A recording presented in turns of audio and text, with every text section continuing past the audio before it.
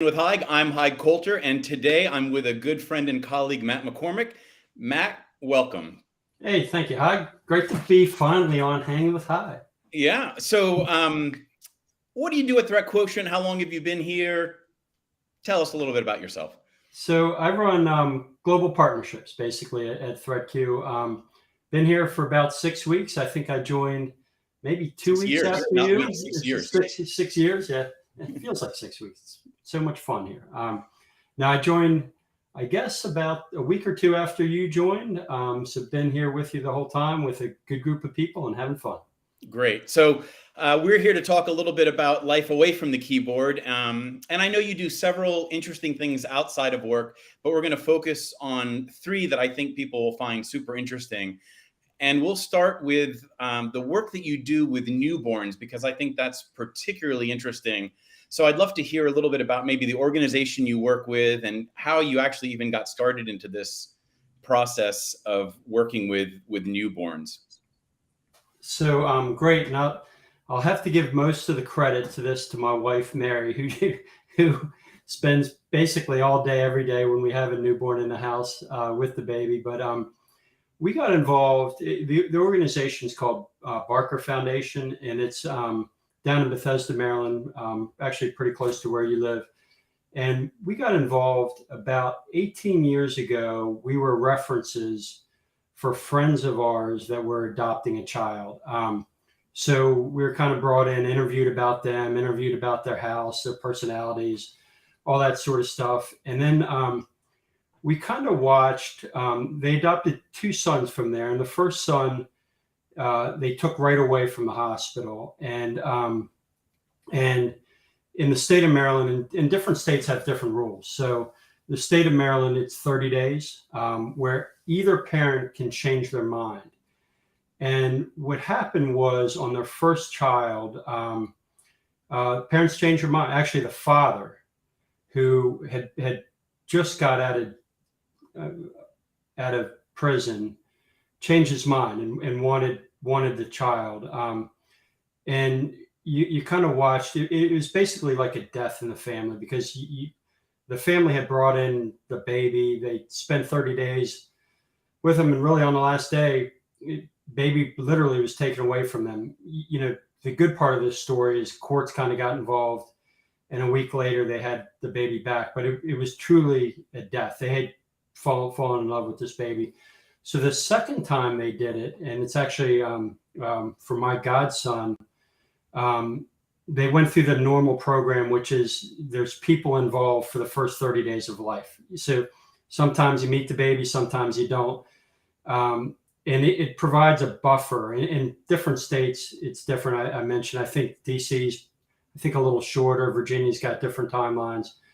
But Maryland's 30 days. So in general, kind of you get the baby for 30 days. And that's kind of how we got involved with the program. We have 5 children of our own. So we waited, we talked about it, but then we kind of waited until, I want to say our youngest was maybe at least 7 or 8 before we got involved to be that parents for the first 30 days and transition the baby either back to the birth mother or father or to the family adopting. So are the babies that come through you for those 30 days all within the county that you live in, all within the state, or all within the sort of the DC metro region? DC metro region. It's interesting because we'll get the baby, and most have been from Maryland, maybe one DC. I'm kind of going through the different visits to the hospitals. But it's an interesting rule. We're not allowed to leave the state. Once we have the baby, you're not allowed to go to the beach or anything like that. You're kind of there for 30 days. Now, there's other families. Actually, a lady that you and I worked with at SourceFire, after we started getting involved, she got involved. And there are other people, like if you needed to do something that they're certified, their house is certified, you can drop the baby off. So speaking of certification, it sounds like there was a process then for you prior to it sounds like it's going to be a similar process to even maybe adopting a baby, that you have to have a background check and things of that nature. Yeah. In fact, it's every 2 years, and we're going through it right now. My wife is kind of doing all the paperwork. We have a home study next week or the week after, to come and relook at the stuff. Any of our children that are home that are over 18 need to be fingerprinted. All that type stuff happens, and just a lot of background checks. So it is pretty involved. I think since we're going through private, I think it's less involved than if you went through the county. I know friends of ours tried to do this through the county, and the amount of work was pretty crazy. But so ours is pretty intense. But it's every 2 years, and it's doctor's appointments, TB tests, all that kind of stuff. But it's not too bad. And so you'll have the baby, let's say from day 0 birth to day 30, while the biological parents have an opportunity to decide. How do you get notified that there is a child that needs your services, basically? So normally you get a very short period of time, because these birth mothers are going through a lot at that time. They're wavering back and forth. We've had a little bit of, hey, this, a week in advance, this mother is feels like it's going to go this way. But in general, we get the really 2-day warning. This baby has been born, needs a place to be. Can you pick the baby up in 1 or 2 days? And we've had one of those, which is pretty unique. They said 2 days, and then the birth mother actually left the hospital, and they needed us to pick him up on a Saturday. And my wife had taken the car seat and gone out of town with my daughter playing lacrosse, and she was going to pick up the baby coming back through Frederick. And I was out mowing the lawn, and I got the call, you got to pick the baby up in the next couple hours. So it's kind of cool, because it's, people want to help. And, I told my oldest daughter, call so-and-so, they have a little kid. They probably have a car seat. We need it now, blah, blah, blah. And, people pitch in and try to help when they can. So it's pretty neat. And, I'd mentioned the people you work with. And that's the great part of all this stuff. And I know I'm not answering the question right now, but it's, the social workers from Barker, the employees at Barker, and it's a nonprofit. You get wedged into the birth mother's life a little bit. Sometimes they want visitation. A lot of times they do. Sometimes they're out of the picture. And then the families adopting the baby, that's, you're wedged in there. We'll meet them for coffee. They'll get to meet the baby, stuff like that along the way. So that's and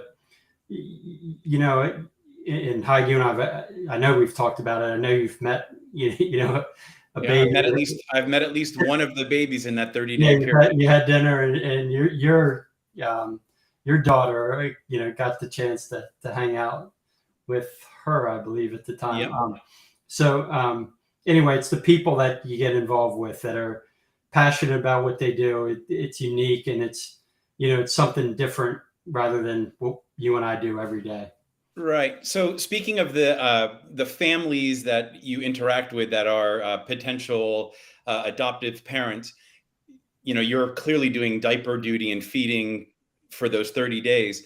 When that handoff happens, do you often get to see the babies after? Like, how does that sort of transition work? And then is there any follow-up by you? Yeah, it's mixed. It's up to the adoptive parents, right? Sometimes they also, in the birth mother can choose to see the children or not. So they have their lives they want to get on with. We have great relationships with a number of the families, and some, we don't really hear. We do get pictures. Usually, around the holidays, you get the holiday card.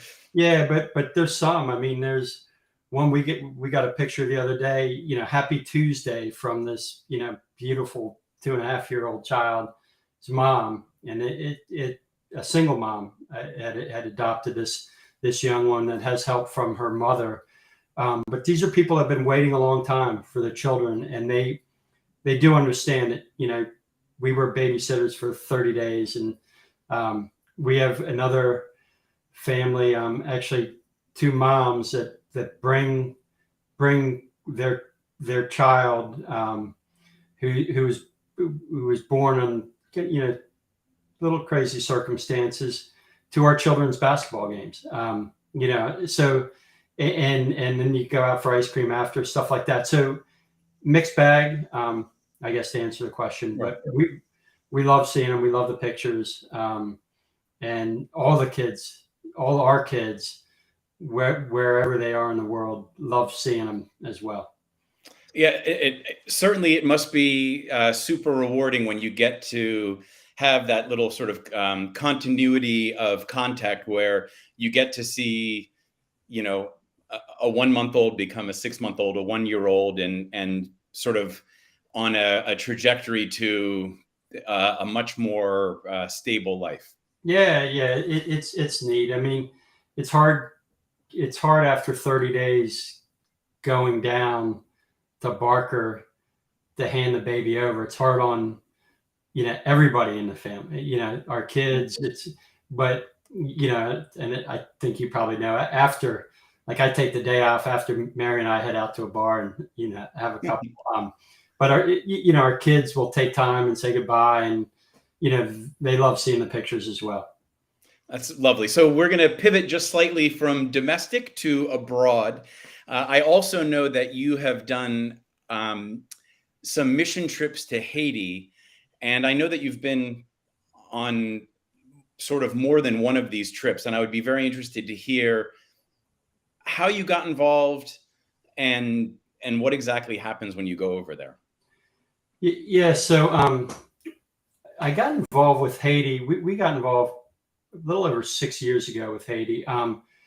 So the story is, I've done a number of service trips that are either father son, and we did 2 to El Salvador, father son service trips, and then we did, over the years, probably 5 or 6 father daughter ones to New Orleans to work in a Down syndrome school, which is fantastic. You talk about people.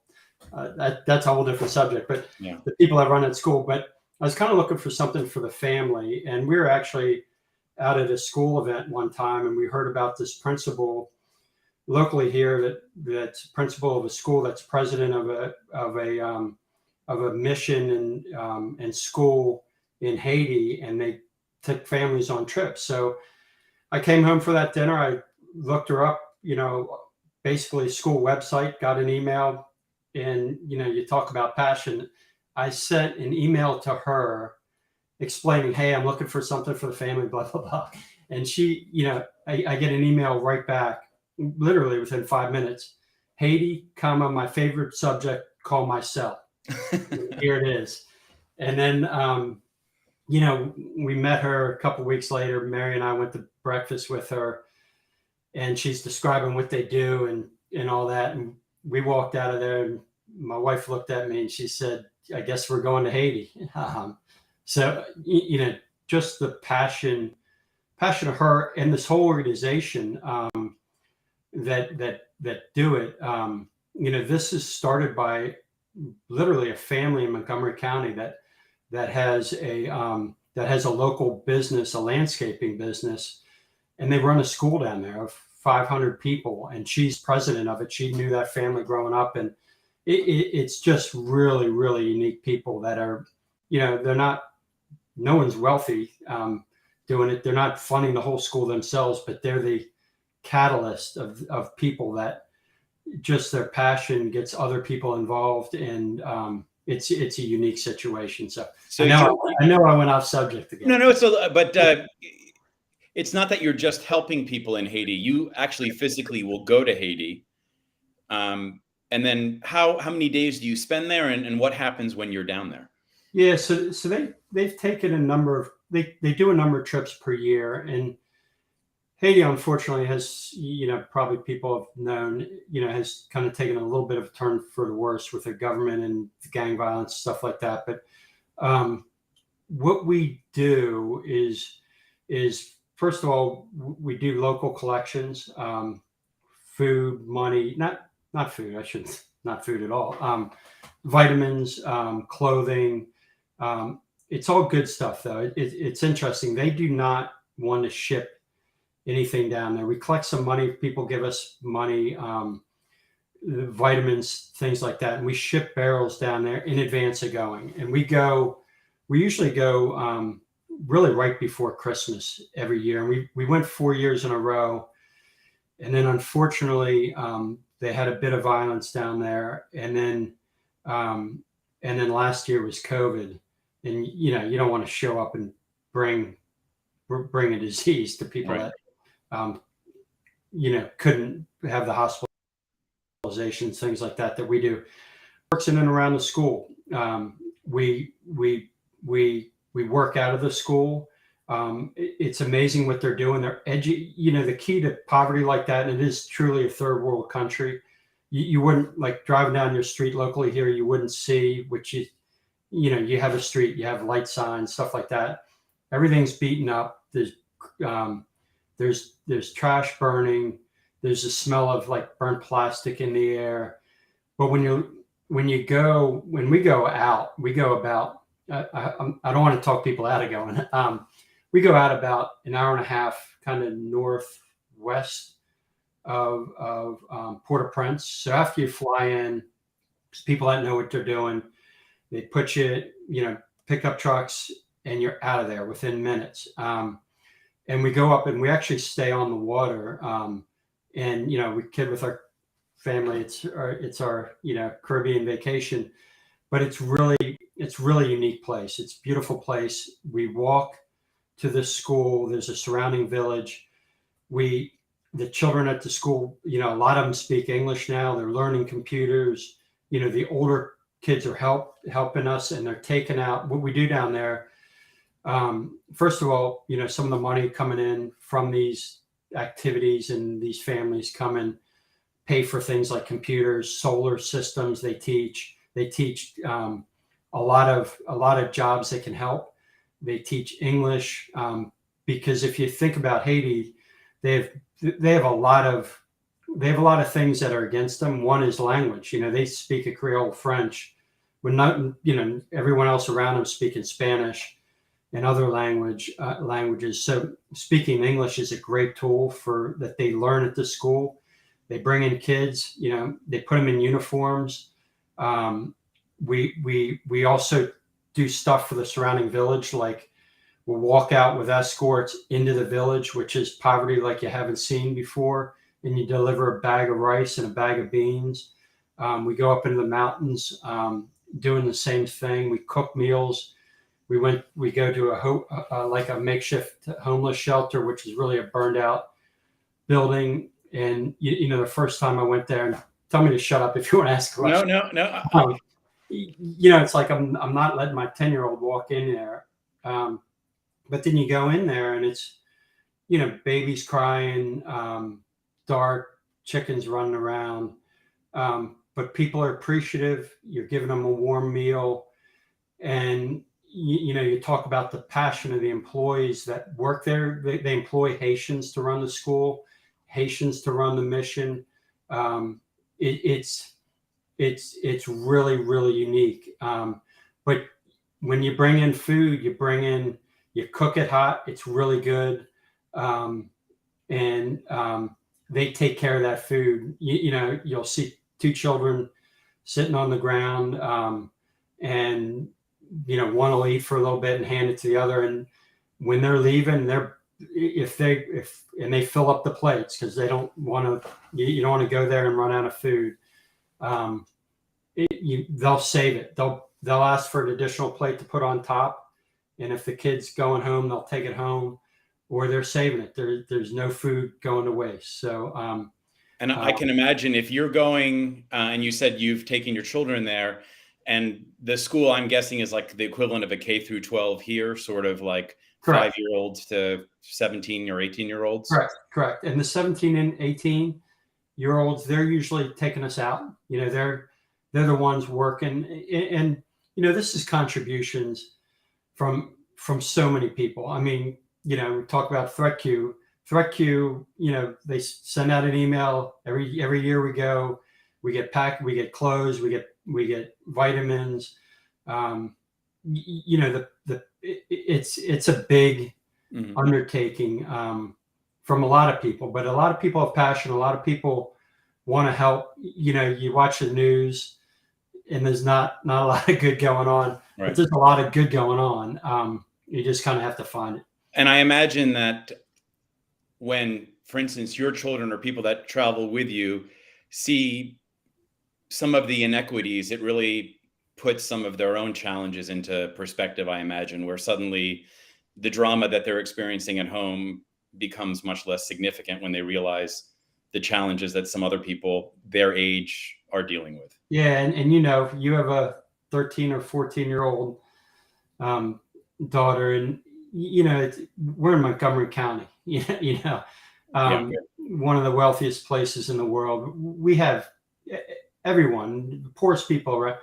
There's just a lot more, and it's something different to tell a child, "Hey, you have it good," versus seeing someone, and you don't have to say anything. It puts, you come back from there, and your problems. I know it from myself, but you try to see it through your children's eyes. It puts everything in perspective. It's just not that big a deal what I'm facing. Right. Versus people trying to survive. Right. At the end of the day. So you touched on something about sort of the call to action coming out at work. How often does your sort of personal ambitions and your professional kind of come together? Like, do you have any other examples of how work has stepped in to help promote some of the things that you do that are sort of not specifically work related? Yeah, and it's not me. It's everybody get an idea. And I think you and I talked about this one time. ThreatQ at one point in time we did an RSA event that we had all our partners come in and build bags for the homeless, build like good bags for the homeless, with things like socks and candy bars, water bottle, not candy bars, like nutrition bars. And then our partners came in, customers came into the suite throughout the week, and you get to take some bags when you leave because of the homeless population in San Fran, which is nuts. But it's more than just going out and handing something to someone. We made the rule. It's our rule that you have to look the person in the eye and ask them 2 questions, and we kind of give the hint as, ask them where they're from, and you can get a follow-up question from that. And it's interesting. I mean, and people thanked us, and you were part of this, but people thanked us for that later because, there's a lot of vets out on those streets. You get someone saying, "Oh, I'm from Philly," and you're an Eagle fan. You can have a conversation, and you treat them as people, and that's been pretty cool. That was a company sponsored event. Bought the food, did everything, and that was great. We did something recently with a group called the Outreach Program, which was, we had been to one, and we got to meet the guy organizing it, and we did it through our local parish here in Rockville. But our CEO was there with his wife and his son who's working. He's working, and just part of it, and the money coming in from our company. And my daughter's at Tenable, and Tenable does something, Tenable Cares, where they match funds, and they had a whole table of people making this food. And the outreach program, what they do is they take it and they send it over to Poland to feed refugees leaving Ukraine. And that was something 2 months ago, and it was a great event. And it was people, friends, family, people from work, and the amount of money we were trying to raise $10,000 for the food. we ended up raising 18,000, and we shipped 41,000 meals over there. And that's something that not only work sponsored, but our CFO Lynn and John, you ask them, hey, can we do this? And they're always all in. Let's do it. Send out an email. Let's see how people can step up. And I think the other thing that this shows is that you can have a very large involvement, but even with a small involvement, a little bit of your time, maybe a little bit of your money, you can still have a profound impact to help other people around the world. And it's not necessarily a heavy lift on your part, but it's like drops in a bucket. If everyone spends 15 minutes doing something, suddenly those 15 minutes really begin to add up, and you've got 41,000 meals going to Ukraine with a little bit of work from a lot of people. Yeah, exactly. A lot of young parents out there. I know from experience, you say something that experience matters, right? So if you see something, and I go back, I saw when I was young, I saw someone ask my dad for money, and we were in Seattle, and the guy was pretty beaten up, and my dad just put his hand on his shoulder and said, "Hey, I'm not going to give you money, but let's go get you something to eat in here." And and for me, it's like, that's how you treat people, and you can't do that to everybody. You do that to everybody, you're not making it to work or whatever. But you can do it every once in a while. And there's a lot of people out there that have been through a lot, and everyone has a story, right? And it's interesting. And I think if anyone listening and whatever, if you talk to a homeless person in DC or wherever, there's probably at least a 30-40% chance you're talking to a vet, who served the country and did stuff and then ran into whatever problems, alcoholism, there's mental disability, and some of them will yell at you and simply walk away from them, right. go to someone else. So you mentioned everyone has a story, which sounds like a good way to talk about stories in general. And the last sort of subject area that we're going to talk about, despite having a full-time day job and doing these other activities, you have managed to find time to write a book. So you are a published author. And I've read the book and I loved it. I don't want to do any spoilers, but if you want to read the prototype, it's available on Amazon. And what I want to know is, like, how did you get the idea? How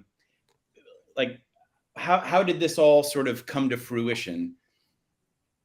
So, our jobs, we travel a lot, especially, 15 years ago. And I, at the time, I think I was either coming back from London or somewhere, a long trip, finished my book. And then I kind of thought of a story. So I just started writing, then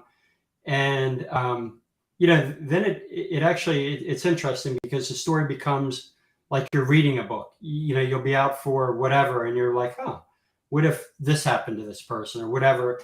And the other piece to it, we had the startup environment, you and I, at SourceFire, and you read a lot of books, but 99% of them are about lawyers and lawyers or crimes, or I'm like, hacking's a pretty interesting subject, and it's real world, and startup companies are kind of cool and unique. So I kind of wedge that in, and I like historical fiction where you learn a little bit while the story pulls you through. So I kind of had that mentality, and it just grew, and over time, and eventually finished it. I'm like, I don't know if it's any good. I didn't really tell many people or tell anybody besides my wife and kids knew I was working on it. Because you never know if it'll get published. And then I reached out to a gentleman who wrote a book. Actually, I saw on LinkedIn, and you and I have some LinkedIn tricks that you can meet some people, and asked him who his publisher was. And, over time, he introduced me, and his book was widely successful. And he introduced me to his editor, who who got back to me right away and said, yeah, his book I took from whatever 120,000 pages down to 80,000, and I said, well, take a look at this. And actually, she sent me an email while I was in Haiti, and we tell the kids there's no internet over there, but there's a little bit. She emailed back saying she really enjoyed it, and she knew she was liking it when she was out exercising and thinking about the characters. So then she beat it up, and great people involved. Someone took it. Someone took it and sent it out. Hi, you still here? I think your picture has disappeared. All right.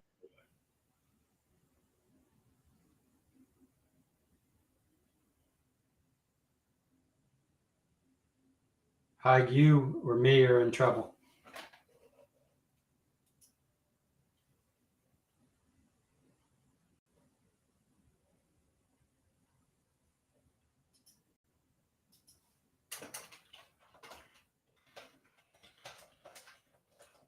I think Haig is lost.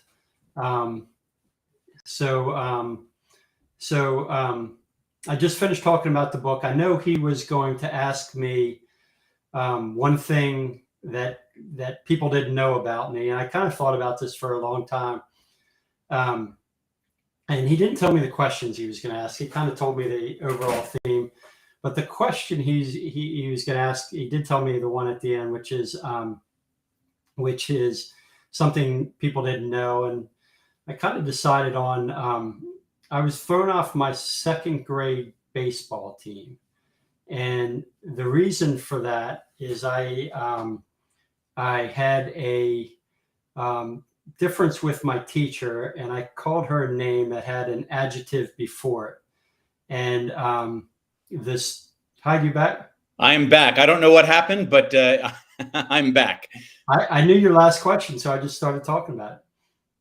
Oh, and was that the fun Something fact? people didn't know. Yeah, fun fact. Perfect. So I was thrown off my baseball team for calling a teacher a name in second grade with a pretty good adjective and a curse word at the end. You may be able to guess. And about a month later, one of my brothers came home with my uniform and said the coach asked, "Hey, can you join back again?" And I was all excited. I'm going to get to play. It's a cool white uniform with blue stripes.